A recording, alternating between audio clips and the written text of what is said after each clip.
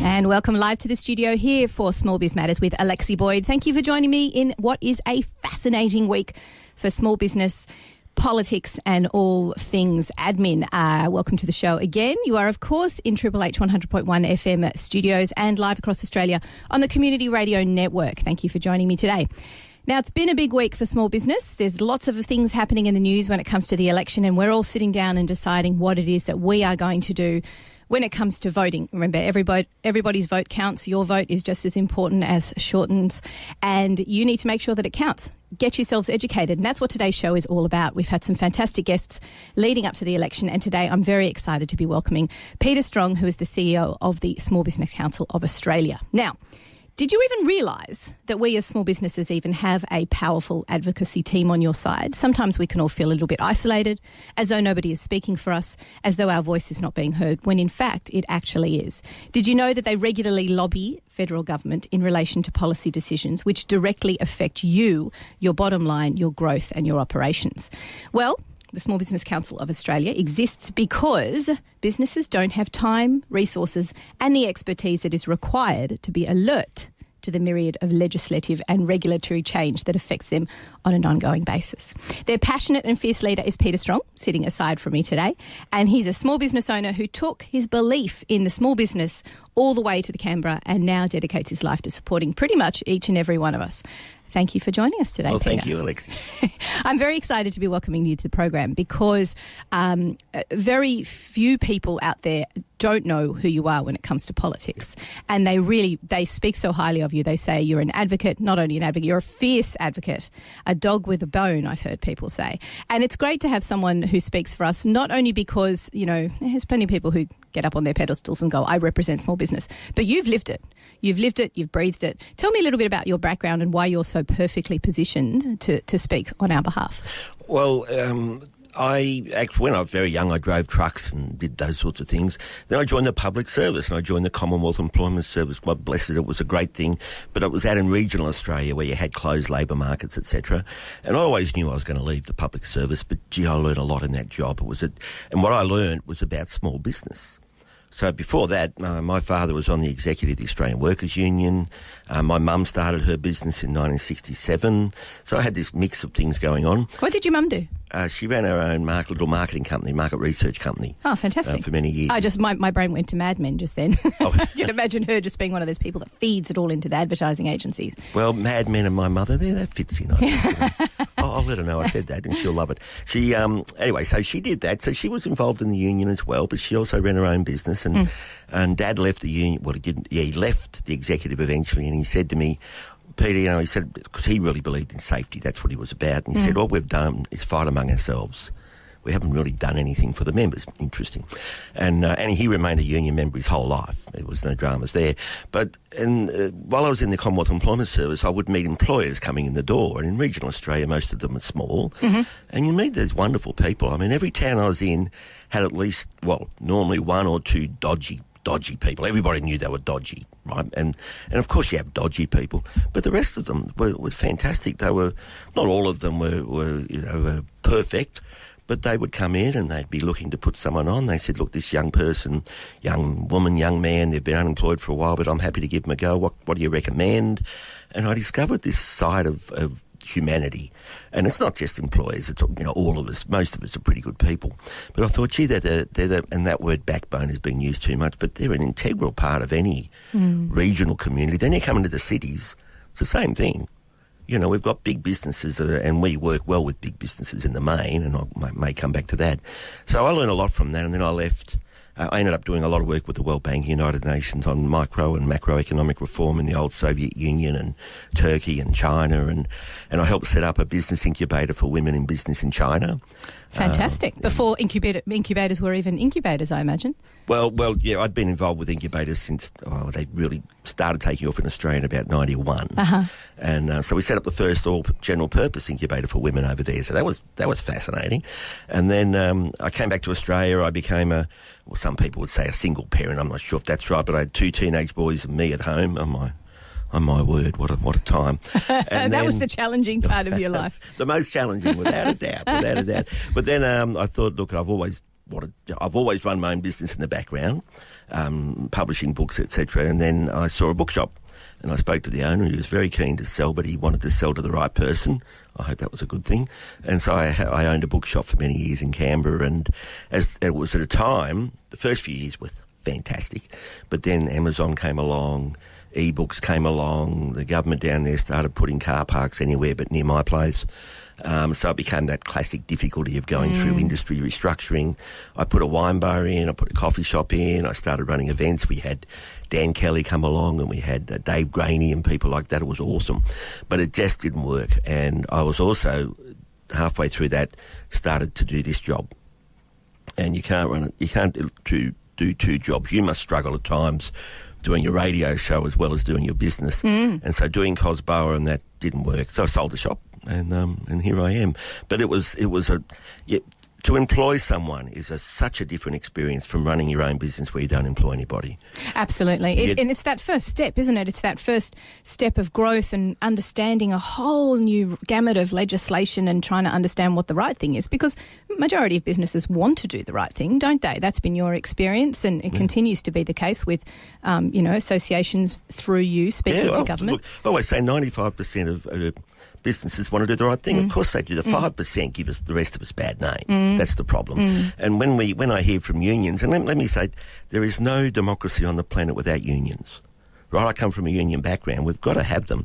The problem in Australia is they're not trusted very well. In the OECD research, I think we were 5th lowest, just ahead of the United States, where they're run by the mafia. So, but only slightly better. Yeah, that's right. But I will argue that 95% of employers do the right thing. 95% of employees don't steal from other employees.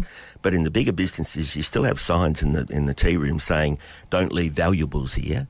So that 5% really let everybody else down. 95% of union leaders don't use their members' funds to go to brothels, or don't embezzle their members' funds. But that 5% give the rest a bad name. But the unions can't claim to be perfect. We can't. Employees can't. Nobody here. The police can't. Nobody can claim that. And that's why we need regulators. That's right. Exactly. So tell me a little bit about the role of COSBOA. And so you came into the role in what year? 2009. And really in the last few years, it's really gained in momentum and in reputation and reliability. And people, you're becoming to become well known as being the voice and the advocate for small business. How do you do that on such a national scale when you're based in one place and small business is literally in every corner of Australia? How do you do that? How do you bridge the gap? Well, and thank you. And just to go back to COSBOA, it was set up in 1977. By people, and I love reading the first set of minutes, and they said there is no unambiguous voice for small business in Canberra, right? So there's plenty of people that represent big and small. If you represent big and small, when push comes to shove, you're representing big. I mean, that's the way it works. They've got the money. They've got the money to pay you to represent them, therefore you're representing the people who pay you. And there's plenty of examples of that. So COSBOA was only small. We didn't care about anything else except small business. Our members are associations. Right, so when it comes to looking after members, like the Bookkeepers Association, they know what bookkeepers want. The commercial asset finance brokers know what commercial asset finance brokers want, and it's quite different. A lot of similarities, but you communicate differently, it's a different time frame, all these sorts of things happen. Some have got lots of members. We've got Flying Solo, you may know Flying Solo. Absolutely, Robert Garish was on the show a few months ago. He's a wonderful advocate. I mean, he was doing that for decades before the internet was even the internet. And he's about micro. He's, so they've got 120,000, I think, in their network. You've got the Human Resources Institute. So you're not just speaking to actual professional associations with people who have membership and you have to have the CPD credits and all that stuff. You're not just speaking to them, but you're actually speaking to large groups of people who may not even necessarily be a paid member. So, like the Flying Solo community, that's a great way to reach out. Well, and that's the thing about. We needed to step away from ideology, right? So when I took over the job, or when I was offered the job, and I'd been on the board, I was actually, for the first and only time in my life, a treasurer, but for various reasons. And we sat down, really good board then, and boards flow up and down. My board at the moment is awesome. It's just awesome. And we said, look, we've failed. We've been fighting the good fight, but we've got GST, we've got paid parental leave came in, we've got superannuation and everything that goes with that. It's worse than it was. And we talked among ourselves, and I said, well, if I do the job, I'm going to act like a unionist in many ways, because we're people. Now, the ideologues, the laissez-faire economists and others will say, well, you're a business. And I think, well, no, that means you're an idiot. We're a community. We're a community. We're people who are integrated with one another through community aspects, through working with one another, through just connections. But I think what has been lacking is just that connectivity. And now with things like the internet bringing everybody together and communicating better, it's almost like we're starting to get a bit more of a voice. We're not working in isolation anymore. Well, and one thing I've said to the regulators is, number one, is they're not the enemy. So I've said, if you treat me like the enemy, I'll treat you like the enemy. And we shouldn't be. We're on the same page here.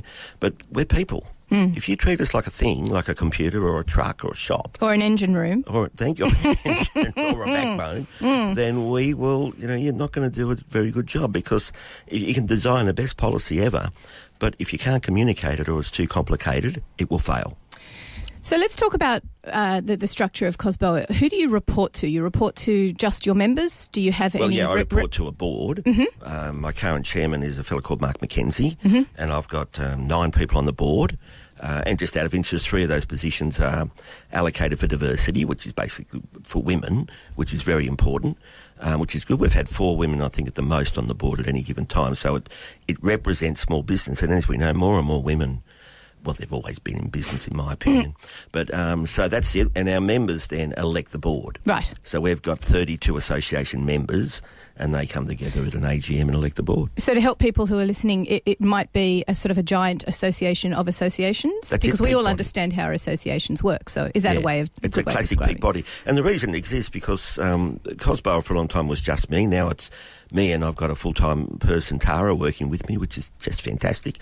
And our job's lobbying. That's our job. My job is not to look after the small business people, because nobody can look after 2.5 million small business people. It's stupid. So the transport company knows how to deal with their members, and the asset finance brokers knows about theirs. And we've got some small companies. We've got the Stock Takers Association. I think they've only got 30 members, but they know how to talk to theirs.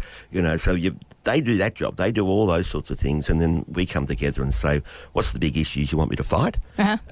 Every now and then one of them will have their own peculiar issue, so I will work with them to open a few doors or just to talk about a communication campaign. But my job's otherwise is to go the big picture stuff, saying, okay, let's talk about red tape, workplace relations and its effect upon everybody, and let's make it simpler. So how do you get in front of the politicians? Do you go, look, I need to talk about this, so I want a meeting? Or is it more that you speak in a room with a consultation panel and you represent small business in that capacity? How does it work? All those things. So when I first started out, of course, nobody knew who I was, and a lot of people knew about COSBOA, but they didn't take a lot of notice for various reasons. So I thought, well, I've got to get attention, so I love media. So we went out and did a few things. I even had a rap song at one stage, which is still out there. Real guerrilla marketing. Oh, well, yeah. But also the other thing is, in my time going back a long time as a public servant, I learned that you could develop a great policy and then all these groups come out and attack it. And you think, do you understand how much work went into that? See, you never get everything you want in one hit. It's impossible. So if someone gave us something or did something that I thought was good, we'd praise it. None of this halfway rubbish. It was good, we'd praise a lot. If it was bad, we'd give it a hammering. This middle of road stuff, well, gets middle road results. So we were out there. So I think the media and the politicians and the public servants understood that we were about small business. We weren't politically, we weren't on one side or the other and nowhere near it. We weren't about ideology, we were about a reality and practicality. So it was a blend of both fighting for what your members and your associations wanted, but also supporting government if they were doing something positive. So is that the fine balance that you're always trying to find? Well, that's it. It creates an interest in politics at times, because I always say you work with governments. You don't work with oppositions. You sort of... Oppositions are very important, obviously, especially at this time of the electoral cycle. But you work with government. They're the ones that will do things. And you work with the crossbench and you work with different people. And you get the message to them about what you want and why. And you argue with them. I've had some great positive, constructive arguments with different people about why they think one thing. And I talk about the practicality. We run a summit every year. It's our big event. And at the summit, we get a panel of all the regulators. And they love it. They turn up. The heads of the head of the ATO, the head of the Fair Work Ombudsman, they all turn up and sit on a panel together. And it's a very powerful thing, because these are the people that can make our lives absolutely miserable, or they can do a good job and get rid of the business people who make our lives miserable because they're doing the wrong thing. And we talk about how do you communicate better, how do you make better staff in their end so you don't get one of their staff goes a bit rogue and starts attacking us. We understand they're not perfect, so we work with them as well to get that message out there. But our public service, whether people like it or not, it's world class. I've been around the world, as I said before. I've seen the Swedish, I've seen the Germans, I've seen the Brits, I've seen those people. The Canadians have got a really good public service. The New Zealanders have, and we have. And we're up there. Oh, we are. So we should be proud of it, really. Yep, and we're not perfect, and we've got to keep working on it. Yeah, and similarly, we should also be proud of peak bodies such as COSBOA, who work so closely with legislators to try and improve the life that we have. Tell me a little bit about the Small Business Ombudsman Office and how you work with Kate Carnell in that role. Because obviously, is there any crossover there? How does it work with the two of you side by side? Well, when the office, a bit of history here, we'd been looking for an ombudsman or a commissioner or something since 1977. So when it was Brendan O'Connor, when it was in the Gillard government, and they announced the Small Business Commissioner, which was big news. Now, it didn't have a lot of power, but it was still a federal commissioner, and we were very pleased about that. And then Bruce Bilson, when he was Small Business Minister, he turned it into an ombudsman and gave the office a lot of power, really good power. It needs more, I might add. And appointed Kate Carnell. That was great. Now, Kate was the head of the Chamber of Commerce at the time, the Australian Chamber of Commerce. So she moved in, and there was some thought that maybe COSBOA could fold. Right, because we're not there to exist. We're there for small business, and if we do our job, we'll move on. And people said, let's see what happens, and it works really well. Kate Carnell is much more aggressive than I am around a range of things, and she says she's the ombudsman. Her job's to do that. And so I find that I can go, and I can be aggressive, as you know, but I go and work and say, well, this is what Kate's saying, and my guess is this is the reason why. But Kate and I, of course, we talk quite often. Kate talks to the leaders of lots of associations. Quite often she set up a very good forum of associations. She set up a little hub in Canberra where industry associations and small business can go to when they visit Canberra looking to do some lobbying. Mm-hmm. So that we do work together. As I say, I think we agree on everything, but it's the level of agreement that at times is interesting. And of course, by what you're describing, she has, I guess, more power to speak independently as an ombudsman, whereas you're working more because your professional associations are requesting certain things of you. Have I got that right? Well, that's right, and I can be much more aggressive with certain things that Kate's office couldn't be. Plus, she's got more resources. So with the banking area, Kate's putting a lot of time and effort into that, right? So that means because we've got very few staff, well, I'll concentrate in other areas. So it's working quite well. And as I say, if Kate's office does all the work, then we're quite happy to fold. But at the moment, the members are saying, well, there's no need. We're recognising things that other people aren't seeing. And we're bringing that to the attention of Kate Carnell's office and to the politicians. So still complexity is the big issue for us. So by the sounds of it, if you're part of a professional association, you might want to ask out there to my listeners, is your professional association part of COSBOA? And if not, why not? And would you like them to be? And just have that sort of conversation with them, because it is important that we have someone lobbying on our behalf at a national level. You're here at Triple H 100.1 FM with Small Biz Matters with Alexi Boyd. We're going to do some community service announcements and be back after this. We are pushing, Peter, now that I've got you in the studio, we've been pushing for having a co-working space here in Hornsby, because we have one of the highest proportions of home-based business and the highest proportions of non-employing businesses. Now, nobody's actually asked the question as to why that is, but what we've got is a whole lot of businesses who are completely isolated from one another, working in the same four walls, and what we want to see is a co-working space. Are you a fan? I've got Peter Strong with me, by the way, those of you who just tuned in.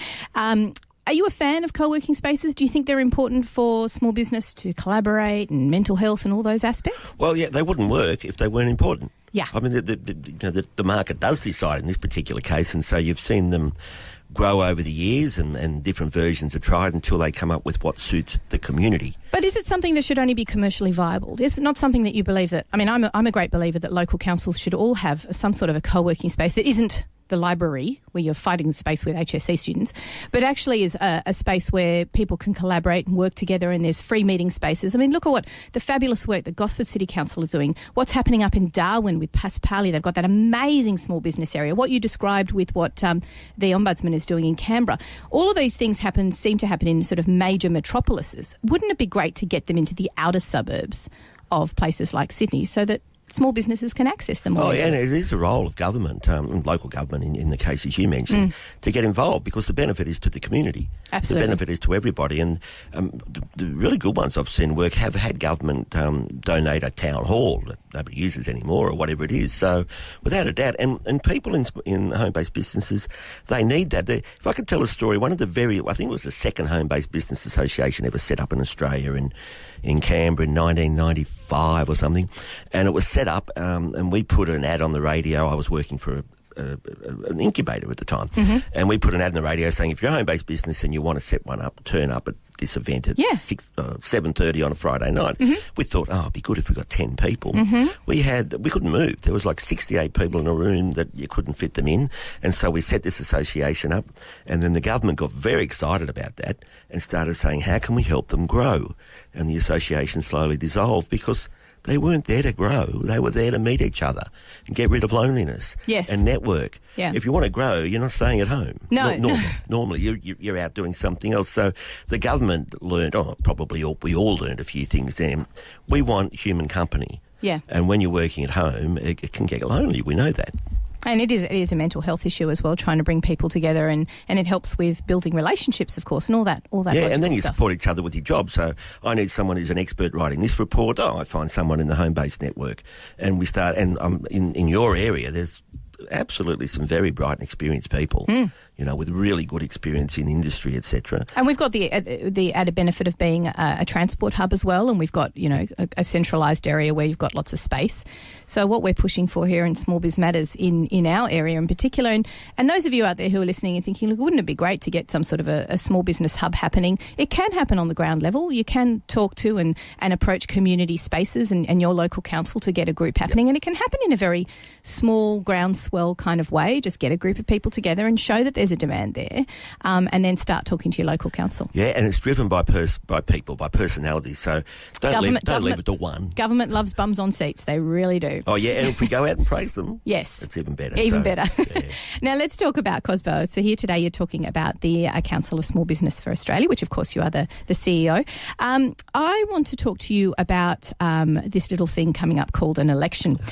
So let's talk about the federal budget that was delivered only a few weeks ago, and what did it mean for small business? Was there anything really exciting in there that you heard and went, well, that's just great, that's what we've been fighting for, that's what we've been advocating for, and you got excited about it? Or was it the same old, in your opinion? We gave the budget 8.5 out of 10. Ooh. Oh, I know, it's pretty high. I've got to say the government was happy because it didn't give us everything we wanted, but they increased the instant tax write-off. Yes, up to 25. Up to 30. It's up to 30, that's right. Which was that's only $5,000, but it makes a difference to the budget, so we were pleased with that. There was a focus across vocational education training. There was obviously a focus on our mental health, which had been moving up to it, and also on financing. Small business financing's become such an issue. There's a credit squeeze on at the moment. And it's not even if you want to grow, if you want to remain a business, often you need money. There's nothing wrong with that. That's how it works. And it's getting more difficult to get that money. But how do regulators have any power over the ability for banks or small business lenders to offer funds? Isn't that all regulated by or controlled by the cash rate? Well, it is. APRA and the Reserve Bank in particular have a big play there. Now, the Reserve Bank, I think they do a fine job. Right? As I say, nobody's perfect, but they really are world class. APRA, we have a problem with at times. That's the Prudential Authority. I think they've been in an ivory tower for too long, and because they did a good job around the global financial crisis, and they did, I think they're sitting on their laurels. They need to get off their laurels and get back out. Well, surely the Royal Commission put them down a peg or two. Oh, well, it should have. Yes, without a doubt. So, and the trouble with the Royal Commission, and it did a good job, but it's meant that money has dried up now as the banks have been very afraid to go out. That's right, and the trickle-down effect is now it's even become even more difficult for small business. Why do you think that's such an important, crucial part of pushing and lobbying for those sort of things to happen in the budget from a COSBOA perspective? Well, first of all, one of the things I've said is most of us don't want a loan. Right, this is the thing we've always got to remember, is this 2.1 or 2.5 million or whatever there are, and most of us are happy doing what we're doing, and we can get some money if we need to buy something. It's and we got some research into that, and the research with the Australian Bankers Association showed that most of us don't want a loan. About 15% of people do want a loan. Well, that's 200,000 to 300,000 businesses. That's not a few, that's a lot. Mm-hmm. And in the main, they wanted to grow. That's why most people do want a loan, and they couldn't access the finance. And this is going back 3 years, so this is before the credit squeeze, so that number would increase. So there's the problem. 200,000 or 300,000 businesses, if they all employed one person each, we'd have no unemployed left just about. So they're the ones we got to get to. They're the ones we got to talk about. Stop talking about all small business and start talking about the ones who want the money. So the loan to value ratio, where about a year and a half ago, if I had $100,000 worth of assets, I could probably borrow $80,000 against that. Yep. Right, it was 80%. Now that's down to 30%. Now, if I'm trying to grow my business and I can only access $30,000 each $100,000 worth of assets, all of a sudden much more difficult than it was a few years ago. So the government responded to that with a range of measures, which was good to see, and certainly the opposition's looking at that. I know the Greens are looking at it. Everybody understands that, and I think a lot of people understand the small business role now a lot differently from 10 years ago. 10 years ago it was theory. So why is it that if you're talking about 200,000 or 300,000 businesses, why is it that we don't have the power behind us in terms of supply and demand? Say, look, we've got the assets. We just want to borrow money, which we will pay back because we're successful businesses. Why is that? What's going against us? Is it just because of the cash rate and everything else, and banks not wanting to lend because of the risk? Well, it's all those things, but it's the attitude of the people that design it. Right, and we call it the laissez-faire economics, right? The people that say let the market decide. Now, we've challenged that. Now we've said you've got to stop saying let the market decide. We believe in free markets, free trade agreements, all these things. You've got to start saying we need to make sure the market can decide. There's a big difference between those two statements. One statement is from laissez-faire economists, or we call them lazy and unfair economists, and the other one is from people who understand ideology, but they also understand reality, and they make sure that the market can compete. And the problem with the loans at the moment in the financial area is the policies are designed by people who don't understand what's happening out there. Now, one of the things that the government really supports and tries to say is one of their success stories is cutting red tape. Now, you and I know the reality of the situation, which is that small business is pretty much tripping over red tape in their everyday workings. Is there anything that the government can do, or have they just tied themselves in knots? Is there anything that they've said recently that really you got excited about when it comes to cutting red tape? Have there been any successes here, or are we just getting thrown more and more legislation, such as STP, such as a tightening of super regulations? Is it getting harder to work in small business, or are they really succeeding when they say that they're cutting red tape? Well, we're heading towards making it easier using technology. So single touch payroll, e-invoicing, and a lot of that has been driven by industry. Now, the problem becomes when government agencies get too involved with it, and there's some great people there, but you'll get the secretary of an agency who hasn't been involved and gets to look at it and starts making decisions. You think, no, you come and talk to me, or you go and talk to Matthew Addison, the head of the bookkeepers, or someone who's heavily involved in this. Don't start making decisions based upon what you just read. You've got to come and talk to us. Now, can I give you an example of the worst red tape? It may win our award yet for the worst red tape ever. There's an award? We're going to have our first award of red tape, the worst red tape of like the year. Like the raspberries for red tape. That would be awesome. Let's do that. Yeah, I have so many examples I can give you, Peter. Well, we'll come back to you and ask for that, because we're going to call it the Gobbledygook Cup, because that sort of sums it up. Many years ago when paid parental leave came in, and it's a good thing, we said, great, this is great, right? Nobody had a problem with it. And then the government at the time, it was Jenny Macklin, really, really lovely person, but she lives in the world of ideology, right? She's a politician. Yeah, politician in the Gillard government. So paid parental leave paid by government, fantastic. But she said, we're going to run the pay through the business. And I said, well, no, why would you do that? Just pay the person direct. And why are you running it through the business? And of course, being from my background, I said, you're doing that from an ideological point of view so that the person who's on leave thinks they're still part of the workforce. Mm-hmm. And she said, yes. And I said, well, look, in small business, you're either part of it or you're not. I mean, in some small businesses, you've got to say to the person on parental leave, please stop coming in every 5 minutes with the child. You're disrupting the workplace. And others you don't see for 6 months, right? That's their choice. giving them a pay slip run by me is not going to make a difference. But what they said is you have to run that through your pay system. Now, I pointed out to them that it's very difficult to bring that pay into your chart of accounts, and you know all about chart of accounts, and very difficult to take it out again. Because when you bring it in, it's not a loan, it's not a grant, it's not income, it's not anything that I know I could put a word against. So you bring it in as other. Is that how you'd bring it in, Alexi? I don't even try and get my head around these things. So, it's red tape. And they said you have to put it through your pay advice. Yeah. And I sat down with a very good group of public servants and explained why that was not possible to do, because you'd have to physically manipulate the pay run, because otherwise it would impact upon your business activity statement, your end of year payment advices, long service leave, superannuation. It just made no sense. Anyway, the instructions that were given to the public servants were fix this. And I was told it would only take 5 minutes, because if you haven't never done it, you think, oh, you just press a few buttons and it's done. That's what you think.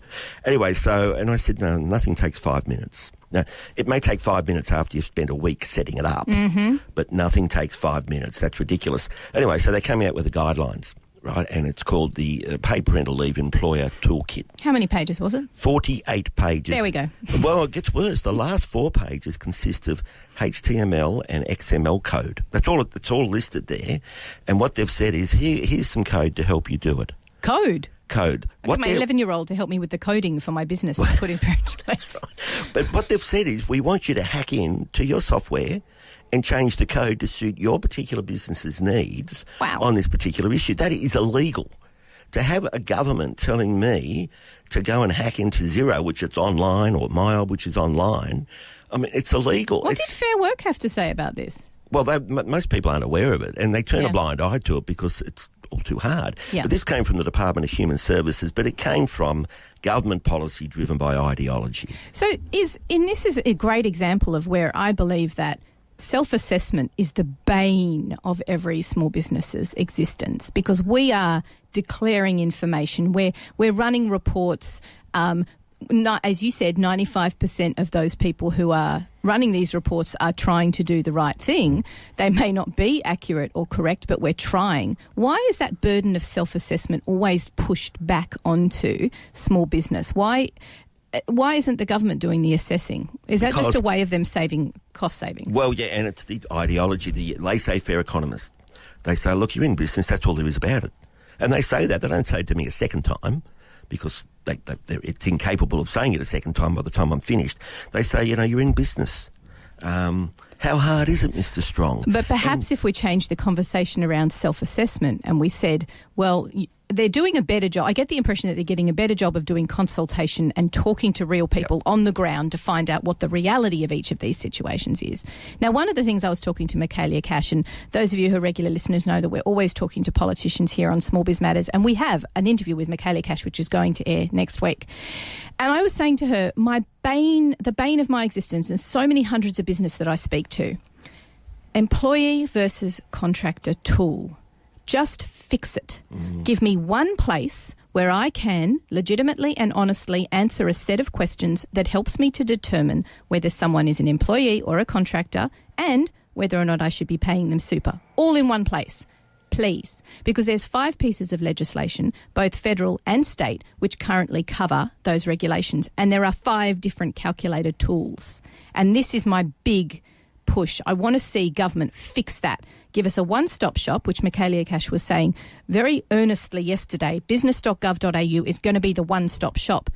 But you can't have a one-stop shop if you've got 2 major legislative bodies, the ATO and Fair Work, operating with the same question, employee versus contractor.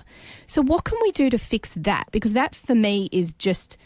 that's the extension of red tape. That's where we trip over it. We don't even know where to look to answer the question when we're trying to do the right thing. How do we even start untangling that mess, Peter?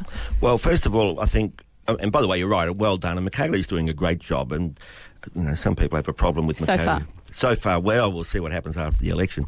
But the issue, we've also got to come together in industry and employers and sort out what we believe, right? So most of us agree on what we want, but you get a situation where someone says with Deliveroos and these sorts of things, is there's not much money there, and they'll drag wages down. And people are saying we need to really look at that and say, well, hang on a minute, are they really contractors or is there a problem here? But then other people will say, but if you want to do it and you're happy to do it, why can't you go and run a business doing that? Yeah, why can't I earn a little bit of side hustle? What's wrong with doing that? Yeah. So we've got to come together ourselves and say, okay, let's go back. We will go back to government and say this is our definition of what it is, and it's built on reality. How on earth do you do that, though? You're talking about hospitality on one side, construction on another, consultants working from home, even just people having a very simple relationship with my graphic designer. The whole thing about whether the graphic designer comes into your office and works with you as opposed to working externally. Are they overseas? Are they here? I mean, all those questions that make it quite tricky. How and not to push the question back on you, but how on earth do we start to have that conversation? Do we just pull apart one issue at a time and try and fix that? And, with legislation, that can take months, years, and meanwhile small business is still tripping over the red tape. Well, we had a round table on this last year where we had the Tax Commissioner there and the Fair Work Ombudsman, etc., which was really good. And what came out of it, we say, okay, in the United States where they have the same problem, they've actually targeted the industries where the problem exists. So in a lot of industries it doesn't exist. But as you said, hospitality it does. So they've got a rule for hospitality. We have that. It's TPAS. Yeah, and so then that's starting to be rolled out, right? So maybe we target these particular industries and we talk to them and say, what do we want? And the head of the Bookkeepers Association was at Matthew Addison was at that meeting as well. So we've started that debate, but as you said, we can't take years. Society's changed enormously and people are out there doing their own thing and happy to be doing their own thing. And that's the other challenge we say. And as we all know, when you start your own business as a consultant in particular, you're often very happy to take a low amount of money just to establish your reputation. That's pretty normal. So you can't have the tax office saying then, well, no, you're an employee. And they get that, but they keep saying they've got to follow the rules, and they do. Yeah. So we've got to look at the rules and we've got to change them. So we see who wins this election. If Labor win, you're going to have the unions demanding. The unions at the moment are so far left. Well, the ACTU, let me say, and they'll be demanding that everybody's an employee. And then you got some crazies at the other end who are demanding that everybody's a contractor.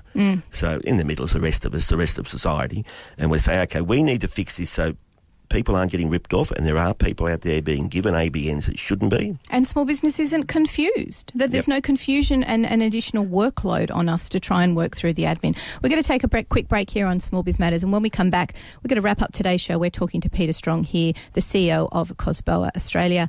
We'll be back after this. And welcome back to Triple H here, live in the studio. You're with Small Biz Matters with Alexi Boyd, and we're talking to Peter Strong, our advocate, our support person, the powerhouse who speaks for us as a small business community. And there are a lot of us. I'm not going to call us the engine room because I hate that expression, or the backbone, but we're everything, Peter. We are... I said to Michaela Cash yesterday during the meeting, I said, don't worry about the economy or employment because we've got that. We've got that sorted for you. It's all good. Let's talk about what you can do to make our lives easier. And just before the break, we were talking about cutting red tape and how difficult that is to try and untangle the mess. When a new set of regulations come out, let's use single touch payroll. And it's not a great example because it is very important for the purposes of protecting our super and our workers and to give people a right to the money that they're entitled to, and to make sure that businesses are doing the right thing. And it's not a complicated piece of legislation. It's just one extra button that you have to press. Where do you start that conversation? Is that when they're announcing something like that in a 2 or 3 year lead-in, do they consult with COSBOA? Do they consult with professional associations to find out what the impact's going to be? Or do they fumble along in the dark for a good 6 months and then go, okay, here's what we've decided. What do you think? What's the process? Because I think there's a lot of people curious about that. Well, right, there's a really good question. This is where Kate Carnell's office comes into it as well. Is there was a stage there they'd go to 3 associations, and that was it. They go off to some sort of economist somewhere, and that was it. Then they come out with it, and we'd all go, hang on a minute. And they say, but we consulted, and nobody told us that. And we say, well, you asked the wrong people. Yeah. So when people come to me, and I like to say, I like to think I know a few things, but you also need to go and talk to these people. And I'll name the ones. If it's about finance, I'll put them onto the finance brokers. If it's about other things, I'll put them onto the bookkeepers or the accountants or whatever. You need to talk to these people. Now, Kate Carnell and I are working on a process to say to government agencies, right, here is how you are going to go and consult on this. Go to Kate Carnell's office. Yes. And she will give you the names of associations that you go and see, because you and I know not every association's worth visiting. Most are, but there's some set up by people for political reasons, not for small business reasons. So Kate Carnell's office would say, here's some bona fide associations, and we recommend you go to these 3. Don't go to the others because it's not an interest to them. But for these 3, it's a key. So that's what we want to do to change that, is stop going to the same old people who actually have never run a business. This is one of the problems. Go to these people. They know what they're talking about, and they truly represent their members. Just to wrap up today, I want to talk to you about a really important issue, which is payment times. So on the ground, I speak to a lot of businesses, and it seems as though the payment times are getting pushed further and further out. Michaelia Cash's office yesterday was saying that they're doing their best to improve that. They've improved it from 30 days to 20 days, for example, for small business. Now, to me, that is still revolting. It's still 3 weeks. As a small business, we always look after our contractors first. We pay them first. We pay the little guys. So it's small business as an economy who are wearing that burden of cash flow. Other countries have legislated for a specific invoicing turnaround. Is there any hope that the Australian government could do something like that? Or do the big boys have too much lobbying power and are too hungry for that interest that they're earning off the money where they're hanging on to it for small business? Well, here I'm now going to defend some of the big boys, a lot of them. So we've been working, we brought this up as a big issue back in the Gillard years. And the Gillard government started working on it. Then there was a change of government. It went into the background. And now we've got the Business Council of Australia has got a pay-on-time protocol, which has been signed up to by about 80 organisations. Now, there's a lot that haven't signed it, but 80 have. So some of the heads of mining companies, for example, have said to me, and they've been embarrassed, but let me give them credit for this, they've said, we didn't get it. So when you're sitting at a board meeting of a multi-trillion, billion-dollar organisation, you're looking at your accounts, you're not thinking down at the level, and we probably don't want them to a degree, but they said we just missed it, that this is a human being at the end of this payment. And so they're really trying to change it now. Changing at the board level is one thing. You've got to change the whole culture of an organisation to get that happening. So we've started the process. The government at the moment is looking at fining people, or not giving them government contracts, etc., if they don't pay on time. The opposition's talking about the same thing. So there's a lot of momentum here to make sure that we get paid. That's really exciting policy. Like, that needs to be shouted from the rooftops as something that could actually make a difference. To me, if you're talking about the engine room of the economy, this will accelerate the economy by giving small business their money sooner. So there is actually stuff happening and things that are starting to happen, not in terms of the big boys, government starting to pay faster. I do recall that the minister yesterday said that the federal and the state are being pushed. What about councils? Because in a lot of areas, the council is often the biggest employer and the biggest contributor to the local economy. Well, are they being forced to do that as well? Well, it's interesting because I had a conversation with Robin Hobbs, who's the New South Wales Small Business Commissioner, about this exact issue. So she's really working hard on it as well. And so we're looking at naming and shaming to start off with. Yep. Because you put legislation in, like, as much as we like legislation for various things, it's also a bit of a nuisance if you can get the culture going. So if you're a council out there and you're paying your small business people on time, we're going to name you and we're going to praise you. And if you're not, we're going to name you. And shame you. Oh, yes. And it's you're in a local area. Why are you not paying this local business person, I mean, at least on 30 days? Why are you holding it back 60 days? And this is one of the people that vote for you. That's right, exactly. This is crazy. And have voting power and almost and they support your local economy by employing locally as well. And before you talked about the backbone of the economy and those things, which is people throwaway lines these days, and you were talking about what else we do. One of the things I've been talking about is we are the backbone of community sport. And people sit up and take notice because you go around Australia and on the back of shirts you see the name of a panel beater or a pie shop or a chemist or whatever. But on the boards is often, nearly always, going to be a self-employed person on the golf club or on the soccer club or on the netball or whatever. And we're the backbone of community charities. Where's the money come from? But who sits on those charities? The treasurer is so often a self-employed person. So, as you say, we're an integral part of our whole culture. And we need to make sure that we're treated with respect. We don't want anything special, just respect. Not just throwaway lines. Yep. Well, look, that's a great way to sum up today's show. Thank you so much for coming on the program. I love to hear about what the role of COSBOA is to the everyday small business person, but also how you're taking it to legislation, both at the federal and the state and even the smaller level of government as well. Thank you for all the work that you do on behalf of small business. I'd love to have you back on the program to talk a little bit more about particular policy decisions that are being rolled out and then the role that COSBOA has in each of those. And we can also talk forever about different ways that red tape is constricting, but also ways that we're trying to lift the burden of red tape as well. Now, tell us a little bit more about the conference that you've got coming up at the later on in the year. Yeah, well, we've got our annual conference. It's our 20th, I think. It's a big event on the 30th of August in Melbourne. And it goes for a day and a half. As I say, we have all the regulators turn up. It's a fantastic session.